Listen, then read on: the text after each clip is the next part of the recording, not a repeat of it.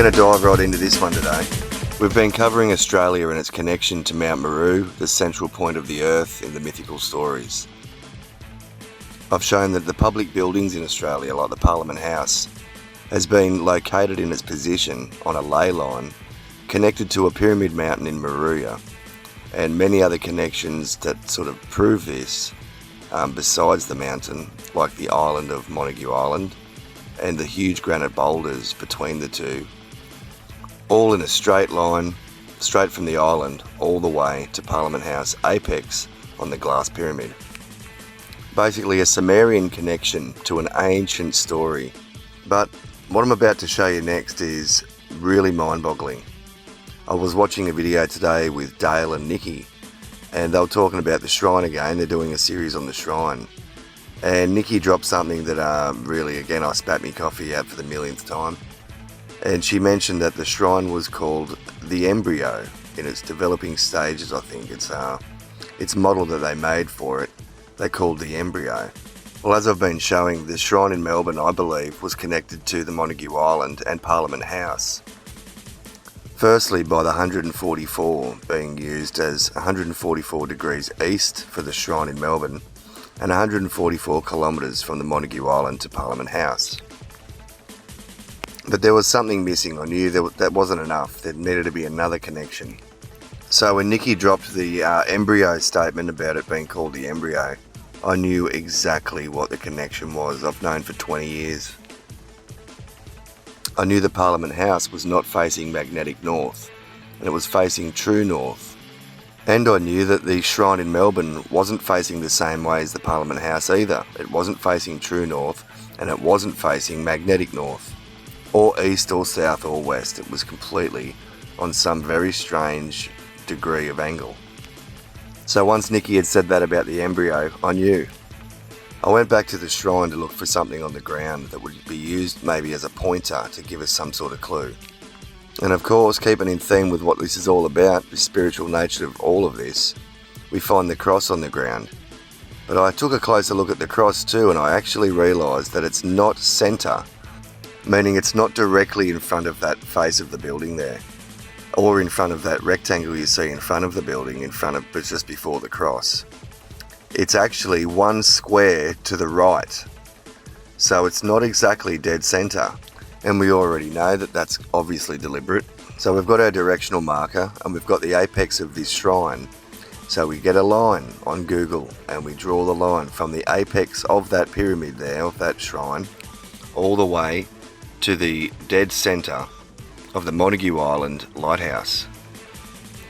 So here's the line from Montague Island to the shrine. But are you ready for this? Boom! Not only is that line going straight up the side of that cross, but the entire complex is pointing at Montague Island. It's not pointing the same way as Parliament House. It's not pointing north. It's not pointing south or east or west. Not magnetic, not true, not anything. It's pointing at nothing. It makes no sense. As soon as you draw that line, straight past, touching the cross, and I'm talking millimetre perfect, it goes straight to Montague Island Lighthouse.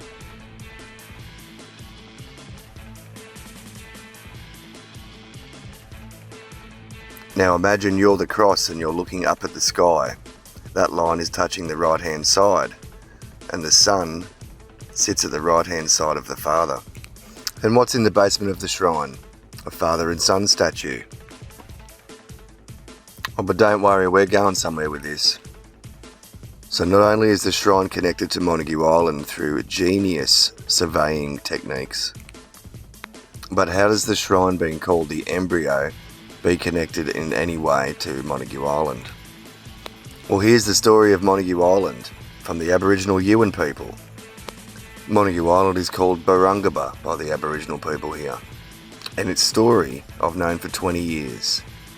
And it's a mythical Dreamtime story about the dromedary mountain, or Gulaga, being the mother of the Yuin people and the mother of the island, and the island being connected to the mountain by an umbilical cord. It is the most sacred mountain besides Uluru in the middle of Australia. and it is a birthing place, a fertility and birth ritual place. But did you hear that? That the umbilical cord from the mountain goes out under the sea to the island? Well, let's have a little read of this. It is believed that there is an umbilical cord that runs under the sea connecting Gulaga to her sons. This is scientifically possible, considering Gulaga was once an active volcano with underground lava tubes. Do you hear this? It's an umbilical cord, underground lava tubes. The shrine is connected with a straight line to this island. The island is birthing. It is an umbilical cord. They called the shrine the embryo. Are we catching on, guys?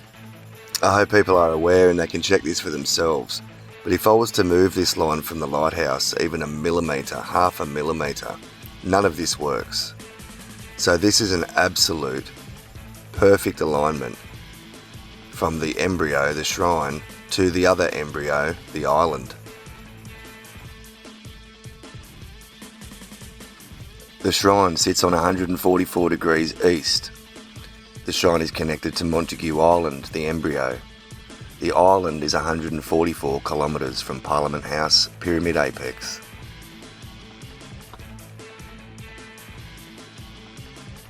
Our Masonic brothers around the world took control of the song lines, the Serpent lines, the Pendragons.